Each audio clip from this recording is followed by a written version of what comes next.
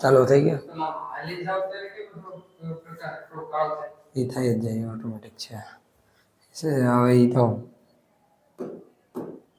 ચાલો રેડી ચાલો કરી દીધું નમસ્કાર વિદ્યાર્થી મિત્રો પહેલા તો ખબર છે વિડિયો લેટ આવ્યો છે આઈ નો FY BCom સેમ 1 ના વિદ્યાર્થીઓ માટેનો ખાસ આ વિડિયો છે અને એ પણ બિઝનેસ એડમિનિસ્ટ્રેશન જેની એક્ઝામ છે ને બરાબર એના મોસ્ટ આઈએમપી લોંગ ક્વેશ્ચન સેના ઉપર એજ્યુકેટ એજ્યુકેશન હબ ઉપર હું સુશીલ સરે આપ સૌનું હાર્દિક સ્વાગત કરું છું જ્યાં હું તમને આજે આપવા જઈ રહ્યો છું બિઝનેસ એડમિનિસ્ટ્રેશનના મોસ્ટ આઈએમપી લોંગ ક્વેશ્ચન્સ આમાં એક થી બે સવાલ થોડા એડિશનલ છે એક્સ્ટ્રા આપેલા છે કે જે તમારે કરવા પડશે બરાબર કેમ કે કરશો તો ફાયદો થશે હવે સમય વેડફ્યા વગર આપણે આગળ વધીએ તો ચેપ્ટર વાઇઝ જ છે એટલે તમારે તકલીફ નહીં પડે શોધવામાં અને પહેલેથી જ આપણે જે પ્રમાણે સિસ્ટમ છે એના વાઇઝ ઇંગ્લિશ અને ગુજરાતી મીડિયમ બંને માટે એક જ વિડિયો છે કોમન વિડિયો છે બરાબર તો ખાસ કરીને જોજો ચાલો હવે આપણો પહેલો જે ટોપિક છે પહેલો જે ક્વેશ્ચન છે મોસ્ટ આઈપી છે કેરેક્ટરિસ્ટિક્સ ઓફ મેનેજમેન્ટ શું છે સંચાલનના લક્ષણો જણાવો સંચાલનના મિત્રો પહેલા તો આપણને ખબર જ છે કે સંચાલન એટલે શું તો કે બીજા પાસે કામ કરાવવું એને આપણે સંચાલન કહીએ હવે માની લો કે તમારા પ્રોફેસર કે તમારા માની લો મમ્મી તમને એમ કહે છે બેટા આ કામ કરી નાખ કામ ભલે ગમે એને કરવાનું પડે કામ એ તમને સોંપે છે તો મતલબ મમ્મીએ સંચાલન કર્યું કહેવાય હા એમાં મદદ કરાવે તો એ પાછું ટીમ વર્ક કહેવાય બરાબર હવે સંચાલનના ઘણા લક્ષણો છે જેમ કે ગ્રુપ એક્ટિવિટી છે કન્ટિન્યુઅસ છે સતત ચાલ્યા કરે એવી છે બરાબર અને એની સાથે ગોલ ઓરિએન્ટેડ છે આવા જેટલા પણ પોઈન્ટ છે સંચાલનના લક્ષણો તમારે જણાવવાના છે બીજું મેનેજરિયલ ફંક્શન્સ અથવા પ્રોસેસ ઓફ મેનેજમેન્ટ એટલે કે સંચાલનના કાર્યો અથવા પ્રક્રિયા સર કાર્યો અથવા પ્રક્રિયા બધું એક જ છે આઈ નો બરાબર ચોપડીમાં તમે જોશો બુકમાં તમે જોશો એટલે તમને સેમ મળી જશે સો ડોન્ટ વરી ઓકે હવે આની અંદરના પોઈન્ટ થોડાક લોંગ હોઈ શકે પણ એ તમારે વાંચવાના છે કારણ કે એમાંથી બી શોર્ટ નોટ બધું મેં કમ્બાઈન એક સાથે જ આવી જાય છે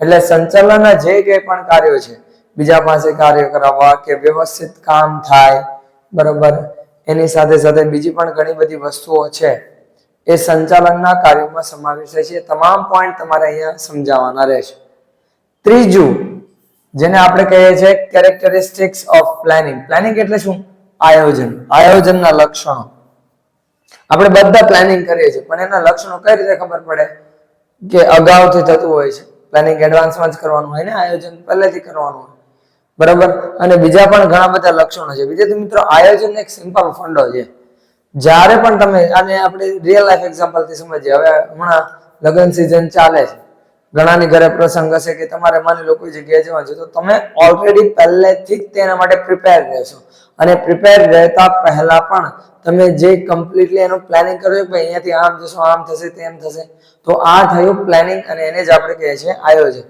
તો આયોજનના લક્ષણો તમારે જણાવવાના છે બરાબર એ આવી ગયા આપણે કેરેક્ટરિસ્ટિક્સ ઓફ પ્લાનિંગ આ સેકન્ડ ચેપ્ટરનો છે પ્લાનિંગ ચેપ્ટરના ક્વેશ્ચન આન્સર છે પછી આ છે ટાઈપ્સ ઓફ પ્લાનિંગ એટલે કે આયોજનના પ્રકાર આયોજનના ઘણા બધા પ્રકાર છે આપણે ભણેલા જ છીએ બરાબર અને એ પ્લાનિંગ કેટલા પ્રકારે કરી શકાય ઘણીવાર એવું પણ બને કે પ્લાનિંગની પ્રોસેસ પૂછી લે પણ એ એટલું બધું એની કરતા વધારે આઈએમપી આ બે ક્વેશ્ચન છે કેરેક્ટરિસ્ટિક્સ અને ટાઈપ્સ ખાસ કરવાના છે આ સૌથી વધારે તમારે કરવાનું છે કારણ કે આમાંથી શોર્ટ નોટ તમને પૂછાઈ શકે બરાબર કેરેક્ટરિસ્ટિક્સ નથી કરવાની એટલે કે લક્ષણો નથી કરવાના એવું નથી તમારે કરવા જ પડશે બરાબર કારણ કે આ બધા જે સ્ટાર્ટિંગ ક્વેશ્ચન છે ને એનો તમે એ ચેપ્ટરનો ગુણભાર તમે જોવા જાઓ ને તો ગુણભાર ઘણો વધારે છે બરાબર અને એટલા માટે તમારે શું કરવું પડશે એ ચેપ્ટરમાંથી આ બધા મોસ્ટ આઈએમપી ક્વેશ્ચન્સ જે ખાસ કરીને કાઢવામાં આવેલા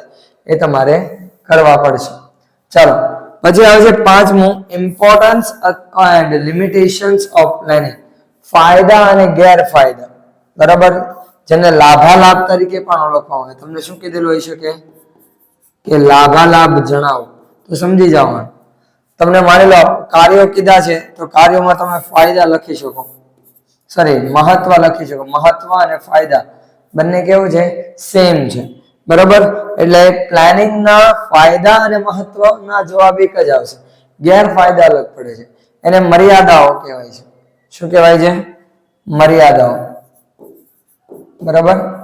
એટલે મર્યાદાઓ અને ગેરફાયદા એક અને મહત્વ અને ફાયદા એક.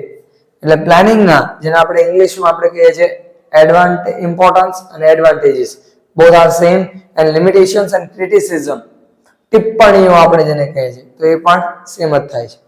ઓકે, પછી આવે છે છઠ્ઠો question, the nature and characteristics of decision making, એટલે કે નિર્ણય ઘડતરના લક્ષણો, જેને આપણે સ્વરૂપ તરીકે પણ ઓળખીએ છીએ. સ્વરૂપ કીધેલું હોય તો પણ એ સેમ જ છે, બરાબર. નિર્ણય ઘડતર લેવા માટે બહુ બધી વસ્તુઓ અસર કરે છે. ફોર એક્ઝામ્પલ, તમારે કોઈ ડિસિઝન લેવાનો છે, જેમ કે આ ચેનલને સબસ્ક્રાઇબ કરવી કે ના કરવી, વિડીયો લાઈક કરવો કે ના કરવો, કોમેન્ટ કરવી કે ના કરવી, શેર કરવો કે ના કરવો, આ ડિસિઝન એ સમયે બસ એવી જ રીતે જસ્ટ ફોર એક્ઝામ્પલ હતું, બરાબર. હવે અહીંયા જસ્ટ ફોર એક્ઝામ્પલ માની લો કે તમારે કોઈ પણ કંપની રિલેટેડ ડિસિઝન્સ લેવાનું છે, સંચાલન રિલેટેડ કે કોઈ પણ કામ રિલેટેડ ડિસિઝન તમારે લેવાનું છે, તો નિર્ણય ઘડતરના બધા પહેલું હોય. બધા પહેલું કયા કયા છે? એ બધા પહેલુમાં અને એટલે કે એના હિસ્સામાં ઘણી બધી વસ્તુઓનો સમાવેશ થાય કે ભાઈ નિર્ણય લેવાથી ક્યાં ફાયદા થશે, કોને નુકસાન થશે, બરાબર.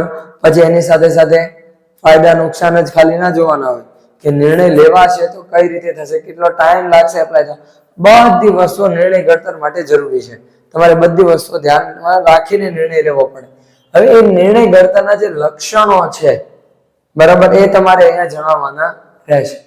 પછી આવે છે ટાઈપ્સ ઓફ ડિસિઝન, બરાબર, એટલે કે નિર્ણયના વિવિધ પ્રકારો જણાવો, બરાબર.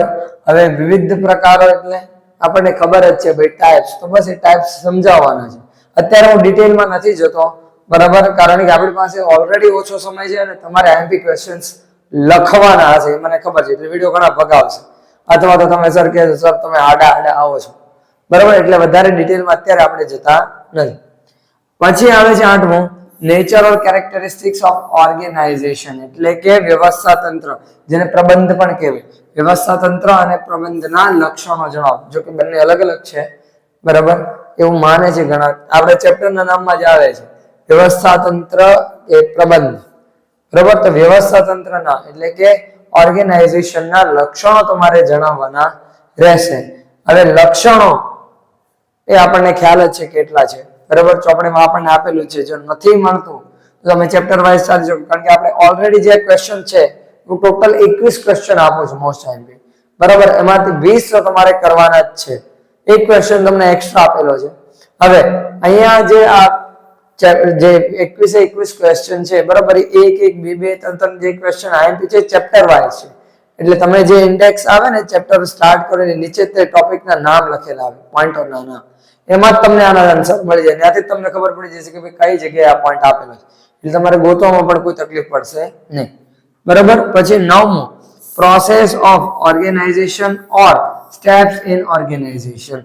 જો પ્રોસેસ અને સ્ટેપ્સ, પ્રક્રિયા અને તબક્કા બંને સેમ જ છે, એટલે કે પ્રબંધ કે વ્યવસ્થા તંત્રની પ્રક્રિયા કે તબક્કાઓ જણાવો. મેં કીધું ને વ્યવસ્થા તંત્ર અને પ્રબંધ બંને એક તરીકે છે, બરાબર, આપણે ચેપ્ટરના નામમાં જ છે.